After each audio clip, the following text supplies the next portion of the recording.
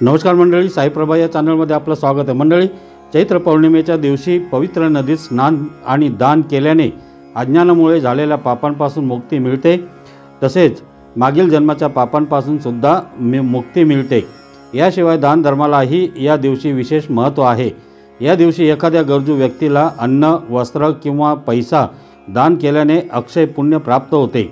पौर्णिमा तिथीच्या दिवशी भगवान विष्णूची माता लक्ष्मीसह विशेष पूजा केली जाते। असे केल्याने जीवनात ऐश्वर्य, समृद्धी, आरोग्य, सामर्थ्य, बुद्धिमत्ता इत्यादींचा आशीर्वाद आपल्याला प्राप्त होतो। चैत्र पौर्णिमा ही हिंदू नववर्षाची सुरुवात मानली जाते। या दिवशी भगवान विष्णू आणि माता लक्ष्मीची पूजा केल्याने सुख, समृद्धी आणि ऐश्वर्य प्राप्त होते। पौर्णिमेच्या दिवशी व्रत केल्यास पापांचा नाश होऊन पुण्य प्राप्त होते। या दिवशी दान केल्याने आपले पुण्य जरूर वाढते। आता पाहूया चैत्र पौर्णिमेचा मुहूर्त।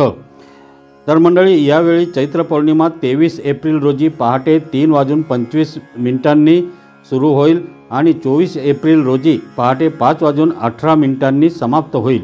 चैत्र पौर्णिमेची उदयतिथी 23 एप्रिल आहे, म्हणजेच त्या दिवशी चैत्र पौर्णिमेचा सूर्योदय होईल आणि चैत्र पौर्णिमेचा चंद्रोदयही त्याच दिवशी होईल।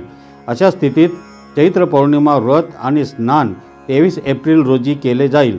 24 एप्रिल रोजी पहाटे 5:18 पौर्णिमा तिथी समाप्त होत आहे। तर आता पाहूया मुहूर्त। ब्रह्ममुहूर्त सकाळी 4:20 ते 5:04।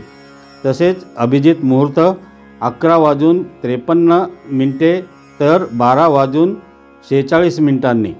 चंद्र उदय संध्याकाळी 6:25। तसेच चंद्र पूजेची वेळ संध्याकाळी 6:25 नंतर।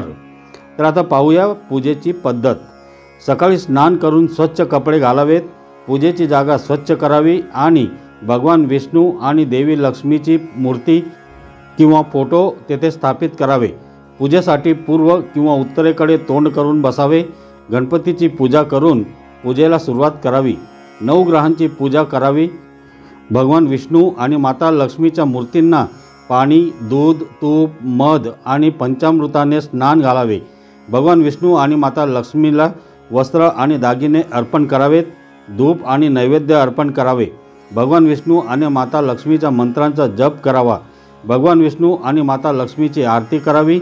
देवाला अन्न भोजन अर्पण करून प्रसाद घ्यावा। ब्राह्मणांना दक्षिणा द्यावी।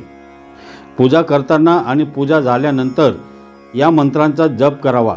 ओम नमो नारायणाय, ओम नमो भगवते वासुदेवाय, ओम श्री विष्णवेच विद्महे वासुदेवाय धीमहि तन्नो विष्णू प्रचोदयात।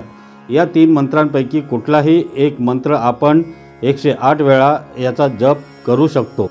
तर मंडळी, तुम्हाला ही माहिती कशी वाटली कमेंट करून नक्की सांगा। आणि हा व्हिडिओ जर तुम्हाला आवडला असेल तर या व्हिडिओला लाईक करा, शेअर करा आणि आपल्या या चॅनलला सबस्क्राईब जरूर करा। धन्यवाद।